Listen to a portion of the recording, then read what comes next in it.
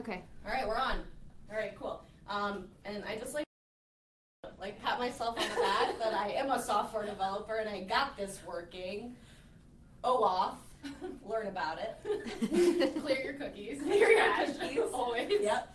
So anyways, I'm here with Emily, and I just want, Emily, if you want to introduce yourself really quick, tell us a little bit about yourself, and like where you are now. Yeah. So I'm Emily Freeman. I am a developer advocate for a company called Kickbox. It's an email verification startup out of Dallas, so I work remotely here. And I graduated from Turing, God, it's been like a year and a half. It's insane. So like March, I think, 2016? Yep. Yeah. That makes a lot of sense. Yeah, 1508. Yep. 1508 great. Yeah. All right. I like it. So, but you have continuously stuck around the community and been involved in things like that. Yeah. And I think that's probably because you mentor people and you do some other things.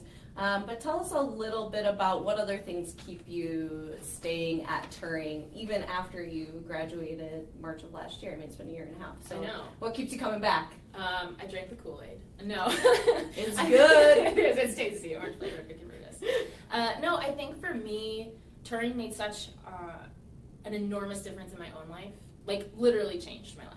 I mean, I was writing beforehand, and I built my own freelance business, and I was really proud of that. But, you know, to go from that and kind of like really having to fight for every job, you know, every new client, prior to that working in PR, like really having to struggle to find work, you know, no matter how talented you are. Right. And then to come here, learn a set of skills that makes you really indispensable to so many different companies. Yeah. And it totally just like flipped it for me. You know, I like to joke that developers have like job gatherings, not job hunts.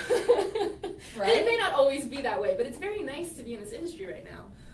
And so because it made such an impact on my life, I feel incredibly motivated to continue to sort of help. And I think that Turing particularly, more than any other code school, is community-based. And so much of the students' learning comes from mentors and other people in the community. It's not just that instruction. Yeah. So, you know, even if it's not just technical mentoring, you know, like we do a lot of emotional mentoring, like it's gonna be okay talks, you know, Right. like It's gonna be okay. It is gonna be okay, but it's just really nice. It's a wonderful community, so it's cult-like, but it's good. Yeah. You know, and it's interesting you say, like, all of the things that you've talked about, like, I experienced myself, too, at Turing, but, like, your experience is also a little bit different than mine because you're also a parent. Yeah. Can you talk a little bit about the community at Turing that you felt like as a parent? Yeah, so for that, I want to go back to the beginning. I was in D.C. before I came to do Turing, and I had Clara at that point was 6 months old, 5 or 6 months old. So, moved across the country, came to Turing. I was still breastfeeding. With her baby yes. at 5 and 6 months old, I know. by the way. So it's I'm a crazy doable. person. It totally is doable. And so I was still breastfeeding at that point, and I was like really nervous because I came to visit the basement, and there's like no private spaces. So I had this like picture of me in the back, like just like, you know, like, oh, everyone's gonna see my everything. I'm like, this is not how I want to introduce myself. Totally. So I emailed Jeff, and I'm like, I think I'm probably the first student to have this issue. But, you know, I will need to pump. Is there anywhere private that I could go? And it turns out the one private space in the first basement was an electrical closet. And it wasn't, you know, appealing to start with. But Jeff Casimir, he brought a chair, like a gliding chair, tables, like lights. I mean, he made it special in its own little way.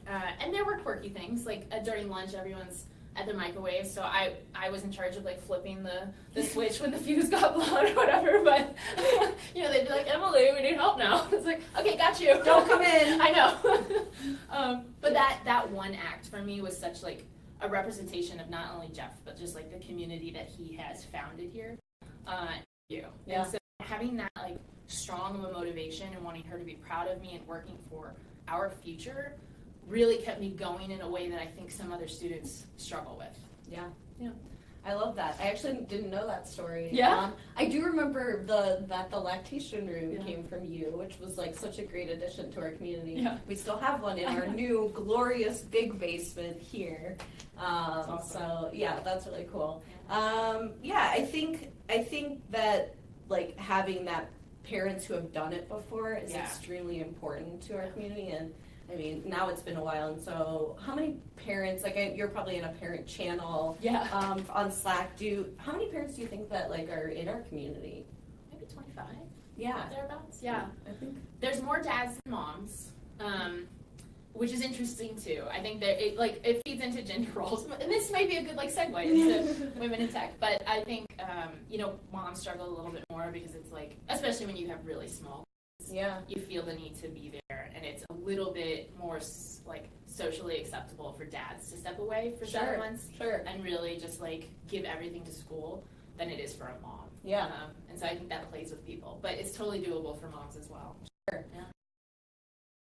It's like. A typical gender role might be that a mom is doing more work at home, and so when they go back to school and do something like that, it really changes the dynamics of home life as well. And so we see that happen a little bit here too. Yeah, it's funny because like some husbands really step up. Yeah. Or spouses or partners, whoever, like they just, become like household, I don't know, like doing dishes and cleaning the tub, and they just become masters of it, which is amazing. Right. I know my dog when I got home was like, dishes. Yellow glove. Oh no. But yeah, that does segue into a little bit of like a tech discussion a little bit deeper, is like women are actually twice as likely to leave the tech industry as men are. Yeah. And so I just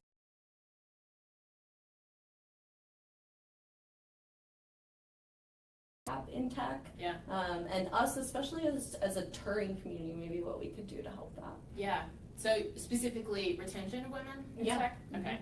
So I think what happens, my current theory on women in tech and why we leave is it's death by 1,000 paper cuts, right? Like you sit there, I've never gone to work and like no one's like spanked my ass. Like that's overt sexism.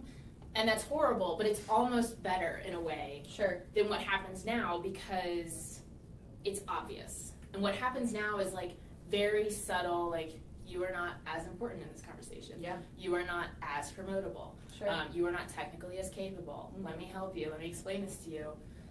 And all those little slices just add up. And I think we all hit a wall at some point, and some of us can push past it through community. And I think having that community and that support system is really important. And sometimes it's like, well, F this, like, bye, And I do think that women, it's a crisis when you have a kid. Like I had a personal crisis when I had a kid, It's like, what am I doing? It's incredibly emotional. Those first few months, like, it's such a shift in your life. Your hormones are still insane. We're expected to leave our babies at 12 weeks. A baby that is 12 weeks old is so small, and the urge to like continue to be home is so powerful at that point. Sure. That it's like whatever you have to do to stay home, fine. Like, and at that point, honestly, you don't have paid maternity leave. So you've been managing without pay this whole time, or severely reduced pay. So essentially, you're like, you try and make it work. So if I were to run a company, I would definitely make sure she will one day. Yeah. Yes, all of the Turing ladies are gonna be like CEOs. I'm sure, like there's like a cabal of female future CEOs in this community. But I would definitely make sure, like, if I could provide paid maternity and paternity leave, I think that would help in that sort of critical moment. Giving more time off, I think Google upped their maternity leave from 3 months to 5 months and made it paid. And they saw a 50% increase in women that came back to work. So it really speaks to that, and just making sure, like, I know a small company here in Denver, and they're a great company, but they don't have a dedicated lactation room. And they're small enough that they're not legally required to do so, but they had an employee leave over it. Yeah. And it's simple enough. Like, Jeff, we made an electrical closet, a lactation room. It's not that hard. You can figure it out. And it makes a huge difference in sort of motivating women in that moment.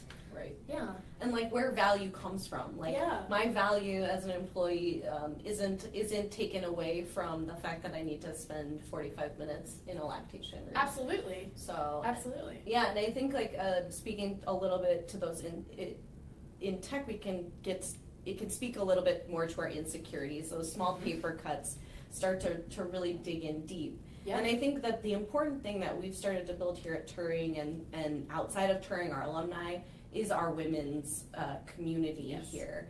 And so yeah, like talk a little bit about the women that you found in that, and like what kinds of things that you guys do to empower each other. Yeah, I think what differentiates women in the Turing community versus some other communities is just like the sheer grit. Like any woman that has come here and done 7 months, a lot of us have switched careers. That's an incredibly brave thing to do. Mm-hmm. You're going from like a paid career where you're on one trajectory, getting rid of that completely, shifting gears. I mean, my mother thought I lost my mind, and I'm sure other parents do the same thing. Absolutely. Like, what are you doing? Sure. You're 30. How could you possibly change careers at this point? And so that kind of bravery speaks to the person, and then the fact that they stuck it out also speaks to it. Totally. And learning to code is not easy. Yeah. It is hard. Absolutely. It's brutal. Yeah. And there's a lot of moments that students deal with, like, is this the right thing? Like, I'm spending money, I'm spending $20,000, I'm not being paid for 7 months. Like, is this wrong? Am I gonna go somewhere? And so fighting through those own doubts that you deal with, you know, it makes you a certain type of person. Yeah. And so, yeah, I think that's my favorite thing. It's just incredibly smart, incredibly ambitious. You know, anytime I've had a challenge in tech, like, I can like go to these women and I can say, like, okay, am I being too sensitive? Is this something I should be, you know, speaking up about? Like, having that sounding board is incredibly valuable. I agree. Yeah. Cool. Well, great. It was really great to talk to you and chat a little bit more. I think the last thing that I have for you is, what kind of advice would you give to a student looking at Turing, especially a parent looking to come to Turing? Yeah, I think just do it. That's my thing. Like, just push through. It's scary and it's hard. You will figure it out. Just like when you're a parent, you are totally unprepared. There's no manual, and so you just kind of figure it out. And you'll do the same thing. You know, I'm a big fan of, we all kind of fill the roles we have to in the time period in that, you know, season of life. And so, yeah, it's going to be tough, but you can do it if you want to do it. Yeah, and I think I would say to people, like, why wait? Yeah. Right. Not a lot will change until I make this decision and make these moves for myself. Yes. Cool. Yeah, it's a brave thing, like, to put yourself above all else. Yeah, and honestly, I'm sure you feel this way too. I feel the most powerful I've ever felt after going through Turing. Yes, I completely agree. Yeah, that's nice. All right. Well.